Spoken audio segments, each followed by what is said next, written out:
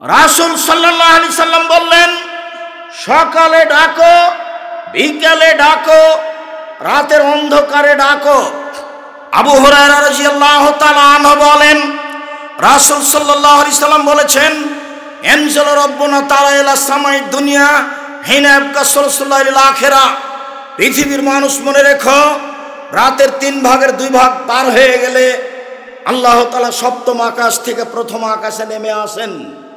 অনুমান ধরা যেতে পারে রাত 1টার পরে, 2টার পরে, 2:30, 3টার পরে আল্লাহ নেমে এসে বলেন, মায়াদুনি ফাস্তাজিবা লাহু, কে আমাকে ডাকে আমি তার ডাকে সাড়া দিব। মায়াসালুনি ফাউতিহু, কে আমার কাছে কিছু চায়, যে যা চায় আমি তাকে তাই দিয়ে দিব। মায়াস্তাগফিরুনি ফাগফিরা লাহু, কে আমার কাছে ক্ষমা ভিক্ষা চায় আমি তাকে ক্ষমা করে দিব। কে কি চায় প্রতিক্ষমান আল্লাহ। রাতের 3 ভাগের 2 ভাগ পার হওয়ার পরে আনাস রাদিয়াল্লাহু তাআলা আনহু বলেন, রাসূল সাল্লাল্লাহু আলাইহি সাল্লাম বলেছেন, আল্লাহ তাআলা বলেন, মানে হাদিসে কুদসি। আনাস রাদিয়াল্লাহু তাআলা আনহু বলেন, রাসূল সাল্লাল্লাহু আলাইহি সাল্লাম বলেছেন, আল্লাহ তাআলা বলেন, মানে হাদিসে কুদসি। আল্লাহ তাআলা বলেন, ইবনা আদম, আদমের ছেলে মেয়ে শোনো, মা দাওতানি ওয়া রাজাউতানি, তুমি যেভাবে ডাকো আমি সেভাবে থাকি। আদমের ছেলে মেয়ে শোনো, তুমি যেভাবে ডাকো আমি সেভাবে থাকি। তুমি যেভাবে আশা পোষণ করো আমি সেভাবে পূর্ণ করে থাকি। তুমি যেভাবে আশা পোষণ করো সেভাবে আমি পূর্ণ করে থাকি। গাফারতু লাকা আলা মা কানা মিনকা ওয়ালা উবালি, আমি তোমাকে ক্ষমা করে দিলাম, আমি পরোয়া করি না তুমি কত বড় পাপী, আমি পরোয়া করি না তুমি কত বড় পাপী, আমি পরোয়া করি না তুমি কত বড় পাপী। তুমি যেভাবে ডাকো আমি সেভাবে থাকি। তুমি যেভাবে আশা পোষণ করো আমি সেভাবে পূর্ণ করে থাকি। আদম সন্তান, লা বালাগাত যুনুবুকা আনান সামায়ে, তোমার পাপ বেশি হতে হতে হতে যদি আকাশে লেগে যায়, আদমের ছেলে মেয়ে শোনো, তোমার পাপ আর পাপে আকাশ জমিন পরিপূর্ণ হয়ে গেছে। ফাস্তাগফারতানি, তুমি আমার কাছে ক্ষমা চাও। গাফারতু লাকা, আমি তোমাকে ক্ষমা করে দিব। ওয়ালা উবালি, আমি পরোয়া করি না তুমি কত বড় পাপী, আমি পরোয়া করি না তুমি কত বড় পাপী, আমি পরোয়া করি না তুমি কত বড় পাপী। তুমি যেভাবে ডাকো আমি সেভাবে থাকি। তুমি যেভাবে আশা পোষণ করো আমি সেভাবে পূর্ণ করে থাকি। এভাবে আল্লাহ বলছে। একটু পড়ারও সময় হয় না আপনার কাছে? বইয়ের নাম উপদেশ, বইয়ের নাম কে বড় লাভবান, বইয়ের নাম রাসূল সাল্লাল্লাহু আলাইহি সাল্লামের সালাত বনাম প্রচলিত সালাত। যে কোনো একটা বই আছে, এগুলো লেখা সবটাতে আছে। সালাতের উপরে বইটা অনেকদিন পরে হলো আপনার জন্য লিখেছিলাম। বই খুললেই মাঝে মধ্যে এসব হাদিস পাওয়া যাবে। নফল সালাতের মধ্যে এসব হাদিস পাওয়া যাবে। রাতে আল্লাহকে ডাকার ব্যাপারে হাদিস পাওয়া যাবে। রাতের 3 ভাগের 2 ভাগ পার হয়ে যাওয়ার পরে আল্লাহর কাছে প্রার্থনা করতে হবে। হাত তুলে প্রার্থনা করুন। হাত তুলে দোয়া করা চলবে না সবাই মিলে। তাই সালাতের পরে, জানাজার পরে, সভা সমিতির পরে, ঈদের বসো, তুমি আমার চেয়ে ক্লান্ত হয়ে গেছো বাচ্চা ছেলে। আমি তো খুলনা বাগেরহাট থেকে এসেছি, এসে ক্লাস করেছি সম্পূর্ণ। ক্লাসের পরে গোসল করে সালাত আদায় করে আমি একটু জরুরি কাজে শহরে গেছি। শহর থেকে ঘুরে এসে আমি আপনার এখানে আসছি, এসে কথা বলছি। তা আপনি বেশি ক্লান্ত? কি আপনি আমাকে প্রয়োজন দেখাতে চাচ্ছেন? দোকানে বসে একটু চা খেতে হবে সেই জন্য? আপনি চা খেয়েছেন আজকে, এটা অপরাধ। আজকে আপনাকে চা খেতে হবে কেন? আজকে মিষ্টি কিনতে হবে কেন? আজকে জিলাপি কিনতে হবে কেন? এটা খারাপ স্বভাব। এই স্বভাব হলো খারাপ, এর নাম খারাপ স্বভাব। এর নাম হলো চাঁপাইনবাবগঞ্জের ভাষাতে আর স্বভাবই খারাপ। কেন এটা প্রয়োজন? কেন প্রয়োজন? এরই নাম হচ্ছে মন মতো চলা। আজকে মিষ্টি নিতে হবে কেন? আজকে জিলাপি কিনতে হবে কেন? আজকে দোকানে বসে আড্ডা পিটতে হবে কেন? 4টা জিনিস মনে রাখেন। 1, 5 ওয়াক্ত সালাত। 2, হালাল রুজি। 3, কোরআন তেলাওয়াত। কোরআন তেলাওয়াতের পরে নিচে নামতে নামতে কত দূর গেছি? সূরা ইখলাস। কিছুই যদি না পারি 1 মিনিটে 3 বার, একবার কোরআন মাজিদ পড়ার সময় নেকি হয়ে যাবে। নেকি আপনি লুটে নেন না, আল্লাহর রহমতের অভাব নাই, আপনার ব্যাগ বোকচা সব নেকিতে ভর্তি করে নেন, আল্লাহর রহমতের অভাব নাই। আপনি মনে করিয়েন না যে ইখলাস 1 মিনিটে আমি 3 বার পড়ে দেব, তাতে একবার কোরআন মাজিদ পড়ার সময় নেকি হবে।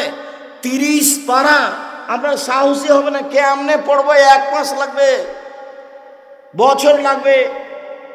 1,99,999 জন মানুষ একবার পড়ে না বছরে।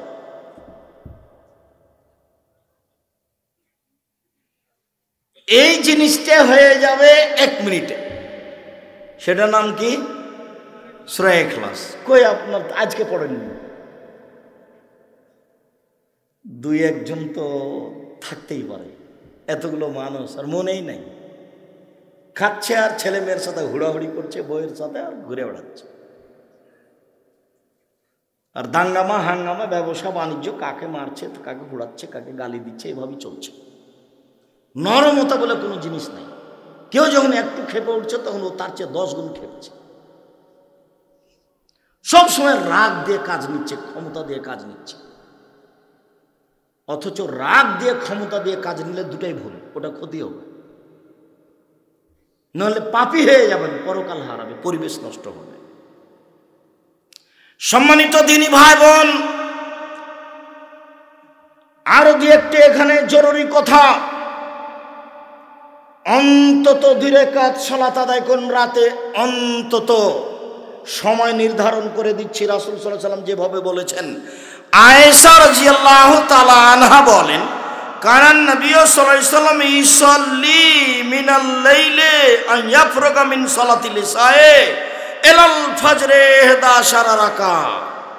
আল্লাহর নবী এশার সালাতের পর থেকে নিয়ে ফজরের সালাত পর্যন্ত সময়ে 11 রাকাত সালাত আদায় করতেন।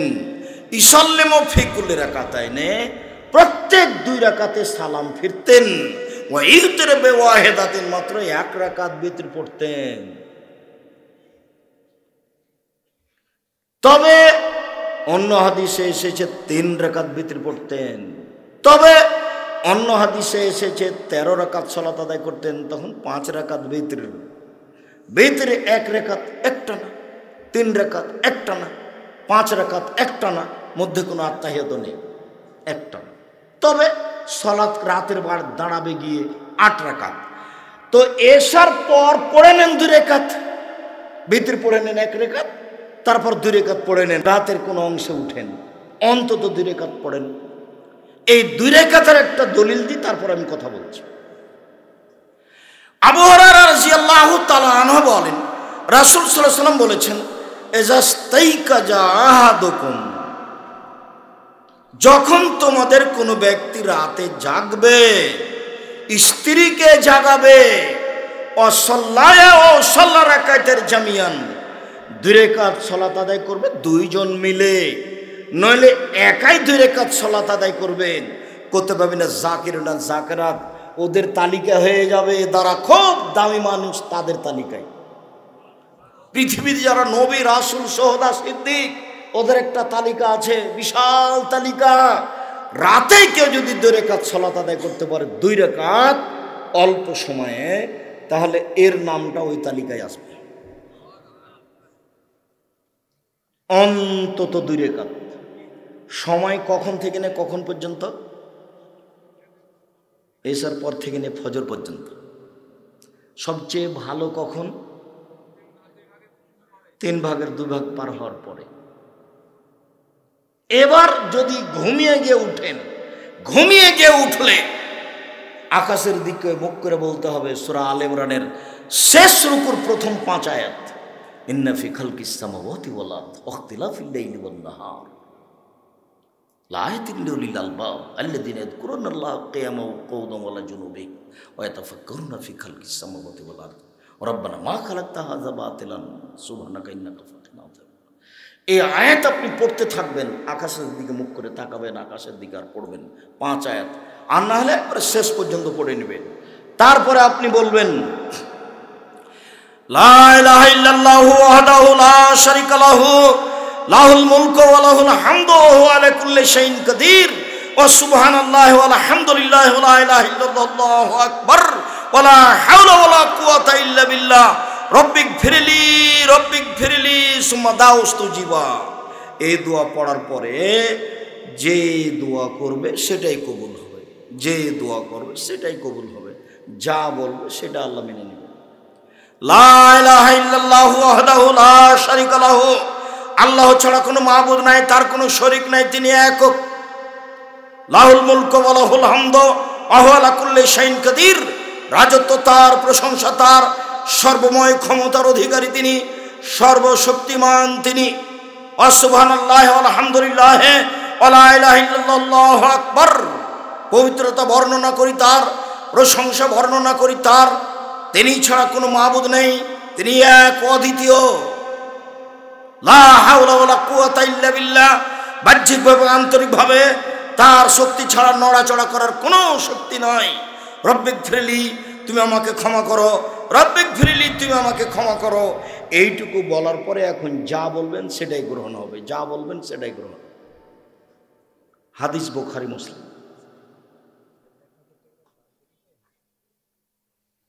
এছাড়াও লম্বা দোয়া আছে, ওটা যদি পড়তে পারেন ভালো।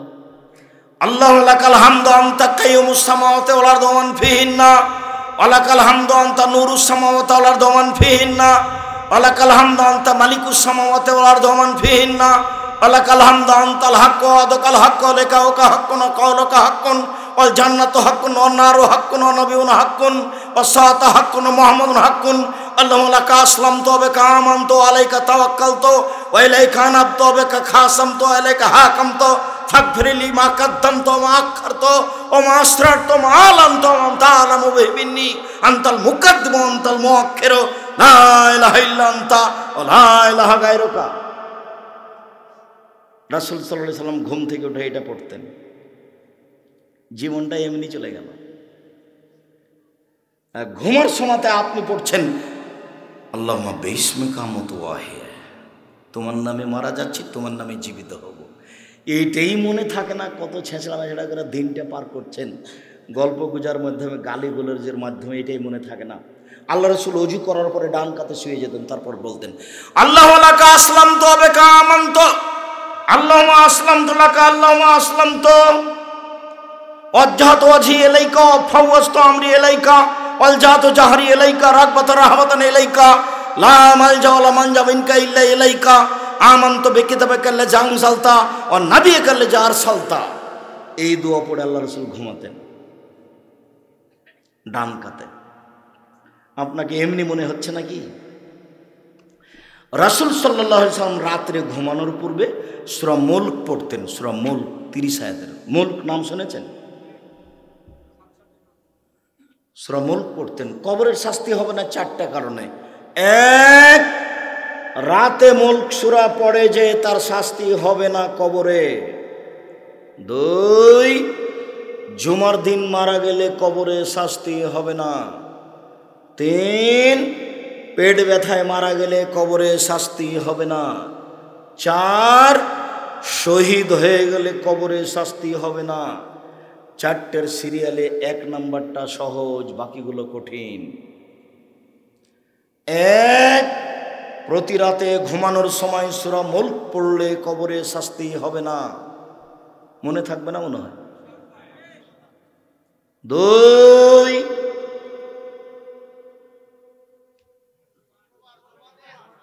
জুমার দিন মারা গেলে কবরে শাস্তি হবে না। জাযাকাল্লাহ খায়ের, বারাকাল্লাহ।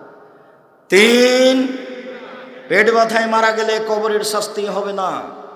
4, শহীদ হয়ে গেলে কবরের শাস্তি হবে না। বারাকাল্লাহ, জাযাকাল্লাহ। যারা মনে থাকবে না তারা খালি বলবেন কি গো, কি 4টে, কি। তো 4টে মনে না থাক সেটা চিন্তা করতে হবে না, একটা থাকলে হলো। সেটা কি? সূরা মুলক, যেটা সহজ, যেটা পারা যাবে, যেটা আয়াতের ভিতরে আছে। বাকিগুলো অনেকখানি আয়াতের বাহিরে, ইচ্ছা করলেও সবটা হয়ে উঠবে না। আর 1 নাম্বারটা সহজ আছে, জীবন বাজি রেখে চেষ্টা করেন পড়ার। জীবন বাজি রেখে কত ঝামেলা, ছেলের, মেয়ের, দেশের, জনগণের, রাষ্ট্রের, নিজের, মানে ঝামেলা, মারামারি, হইচই, দাঙ্গামা হাঙ্গামা, খাওয়া, নাতি নাতনি, পোতা পুতিন, একবারে কত যে লেগে আছে। খালি পড়তে বসেছেন আর নাতি লাভ দিয়ে কোলের উপরে উঠে গেছে, কোরআন মাজিদের উপরে উঠে গেছে, তখন ওকে সামলাতে সামলাতে বন্ধ করে দিয়ে শুয়ে গেলেন রাত পার। কত ঝামেলা নেবেন আপনি? তার নাম হচ্ছে আফজালুল মুজাহিদ। আত্মার বিরুদ্ধে জেহাদ করা খুব কঠিন। আপনি আমার দিনী ভাই, আপনার আমি কিছু না কিছু উপকার করবই করবো ইনশাআল্লাহ। রাসূল সাল্লাল্লাহু আলাইহি সাল্লাম বলেন, পৃথিবীর মানুষ মনে রেখো, মান সাররাহু ইস্তাজিব আল্লাহু লাহু ফিস সাদায়েত ফাইকসর ফির রাখায়। কোন মানুষ যদি বিপদে পড়ে তার দোয়া কবুল হওয়া চায়, আল্লাহ আমি বিপদে পড়েছি আমার দোয়া কবুল করো, তাহলে তার জন্য উচিত যখন ভালো অবস্থায় আছে তখন যেন বেশি বেশি দোয়া করে। বুঝা গেল না কথা? খুব বিপদে পড়েছি তখন যেটা বলছি সেটাই শোনো, যেটা বলছি সেটাই শোনো, এরকম করতে হলে কি করতে হবে? ভালো অবস্থায় দোয়া করতে হবে। আনাস রাদিয়াল্লাহু তাআলা আনহু বলেন, রাসূল সাল্লাল্লাহু আলাইহি সাল্লাম বলেছেন, লা ইয়াসালু আহাদুকুম হাজাতাহু কুল্লাহু হাত্তা ইয়াসালহু সিসান আহলি জানকাতা। তোমাদের প্রত্যেক ব্যক্তি আল্লাহর কাছে যেন সব কিছুই চায়, যা প্রয়োজন, টাকা পয়সা, গাড়ি বাড়ি, জমি জায়গা, স্ত্রী বউ ছেলে মেয়ে সব আল্লাহর কাছে চায়। এবার নিচে নামতে লাগলেন, চাইতে চাইতে চাইতে চাইতে স্যান্ডেলের ফিতে যদি ছিঁড়ে যায় সেটাও যেন আল্লাহকে বলে যে স্যান্ডেলের ফিতেটা ঠিক করে দাও। এই কথা কিন্তু আল্লাহ রাসূল স্যান্ডেলের ফিতা বলে বলেননি, এইটা বলে বলেছেন যে কম থেকে কম, সই থেকে সই, সূচ থেকে সূচ, দা থেকে দা, কুড়াল থেকে কুড়াল, আগুন থেকে আগুন, ম্যাচ থেকে ম্যাচ, যেটার একেবারেই কম দাম সেটাও কার কাছে চাইতে হবে? ম্যাচটা কিনতে বের হয়েছেন তখন বলতে হবে, আল্লাহ ম্যাচটার একটা ব্যবস্থা করে দিও, দোকানে যেন থাকে। সামান্য যদি দেখেন যে দোকানও নাই, দোকান বন্ধ, দেখছেন বাড়ি তো নাই, এখন আর এটা নেওয়া পারবেন না করতে, চাইলেন কিন্তু সামলাতে পারবেন না, অথচ অল্প। এই জন্য ওখানে চাইতে হবে এটা সহজ করে দাও। আমি না বুঝে আমার জীবনটা পার করে দিলাম, আমি আপনার কিছু না কিছু উপকার করবই করবো ইনশাআল্লাহ। আপনি আমার দিনী ভাই, আপনি আমার দিনী বোন। আবু হুরায়রা রাদিয়াল্লাহু তাআলা আনহু বলেন, রাসূল সাল্লাল্লাহু আলাইহি ওয়াসাল্লাম বলেছেন, ইস্তাবজিলিল আকমা লাম ইয়াদুবে ইসমিন আওকাতিয়াত রাহিমিন। মানুষের দোয়া কবুল হবে, তবে তিনটা কারণে হবে না। এই ছেলে, এদিকে খেয়াল করো, গায়ে হাত দিয়ে বসে আছো নাকি? তোমার আর আমি বেশি দেরি করতে চাচ্ছি না, আমিও খুব ক্লান্ত, কাছাকাছি চলে এসেছি। থামো, উপস্থিত বৈঠকের মুসলিম বোন থামেন, মুখ বন্ধ করেন, এদিকে খেয়াল করেন। আপনি তিনটা কারণে দোয়া কবুল হবে না। এক, বে ইসমিন, পাপের দোয়া করলে কবুল হবে না। বলছেন আল্লাহ চুরি করছি কেউ যেন না দেখে, বলছেন আল্লাহ জেনা করছি কেউ যেন না দেখে, এরকম দোয়া কবুল হবে না। দুই, কাতিয়াত রাহিমিন, সম্পর্ক ছিন্ন করা দোয়া কবুল হবে না। শ্বশুর বাড়িতে গেছিলেন, টাকা আনবো মনে করে টাকা দেয়নি, তখন বউকে বলছেন আল্লাহ যেন তোর বাপের বাড়ি আর কোনোদিন না নিয়ে যায়। এটা হলো সম্পর্ক ছিন্ন করার দোয়া। সব ঝামেলা বিবাহের সময়তে শ্বশুরের সাথে লাগায়, এইসব মানুষগুলোর স্বভাবই খারাপ। আপনি কোনোদিন করেছেন নাকি? এই ছেলে, শ্বশুরের বাড়িতে দেওয়ার স্বাদ রাখবে, নেওয়ার স্বাদ রাখো না কোনো দিন। বিবাহ করার পরে তোমার শ্বশুর যা দাইয়ে পাঠিয়েছে সব ফেরত দাও। তোমাদের এই এলাকা থেকে একদিন একটা লোক গেছে, সে উত্তরাধিকার সম্পর্কে, অংশ বন্টন সম্পর্কে সে একটা জ্ঞান অর্জন করতে চায়। তা আমাকে গিয়ে বলছে আপনার ইন্টারভিউ নিতে এসেছি। আমি একটু হেসে উঠলাম, ভাই কী ব্যাপার? তো কিছু উত্তরাধিকার ওরাসাত জিজ্ঞাসা করলাম, সূত্রে জিজ্ঞাসা করার পরে আমাকে বলছে যে আপনার আব্বা মারা গেছেন না বেঁচে আছেন? মারা গেছে। তা আপনার জমি জায়গার খবর কি? তখন আমি বললাম যে আমার বাপকে মাটি দিয়ে আসার পরে, জমি ভাগ করার পরে আমরা খাওয়া দাওয়া করেছি। যদি জমি আমি এক একটু চিনি, আমার ছোট ভাই চিনেই না, আজও নয়। ও বরিশাল মডেল কলেজের শিক্ষক, আর আমি এক একটু টুকটাক করে জমি জায়গা চিনতাম। ও আমার ভগ্নিপতির বোনেরা করে, ওরা আমরা কোনো হিসাবই করি না। ভাগ তো বহুদূরের কথা, তবে শরীয়ত অনুযায়ী সেদিন ভাগ করে দিয়ে একটা হিসেব দিয়ে আমরা রাতে খাওয়া দাওয়া করেছি। আর আপনার বাপ মারা যাওয়া 10 বছর হয়ে গেল, আপনি এখনো আপনার বোনকে জমি দেননি। কি অধিকার আপনার এখানে? আপনার বাপের 3 বিঘা জমি, আপনি নেবেন 2 বিঘা, আপনার বোন নেবে 1 বিঘা। তা আপনি কি সকালে নেবেন, আপনার বোন বিকেলে নেবে, এরকম না একসাথে? আপনার বাপের জমিগুলো যখন আপনি আর আপনার বোন যখন ঘুরছিলেন থাকছিলেন, তখন আপনার বোনও বলছিল যে এগুলো জমি আমাদের, আপনিও বলছিলেন যে এগুলো জমি আমাদের, এভাবে বলছিলেন না? ভাই বোন যখন জমির পাশ দিয়ে হাঁটছিলেন, তখন আপনার বোনও বলছিল যে এই জমিগুলো আমাদের, আপনিও বলছিলেন এই জমি আমাদের। তো আপনার বাপ মরার পরে ওই বোন আর বলবে না নাকি? এরকম হলো কেন? এই লোক হলো কুকুর শ্রীগালের চেয়ে খারাপ। বক্তব্যে বলা আছে এ লোক কুকুর শ্রীগালের চেয়ে খারাপ। আর তোমাকে বলেছি যে আব্বা জমি দিয়ে দেন, ফুপুর জমি মেরে খেয়ে আমরা পরকাল হারাতে রাজি নেই। ভাগ্য নিয়ে এসেছি, ভাগ্য রেখে আসেনি, ভাগ্য নিয়ে আসেনি, ভাগ্য নিয়ে এসেছি, ভাগ্য রেখে আসেনি। আব্বা ফুপুর জমি নিয়ে পরকাল হারাতে রাজি নেই, আপনি ফুপুকে আজকে দিয়ে দেন। কি করে খাবো? ভাগ্যে যেটা আছে সেটা করেই খাবো।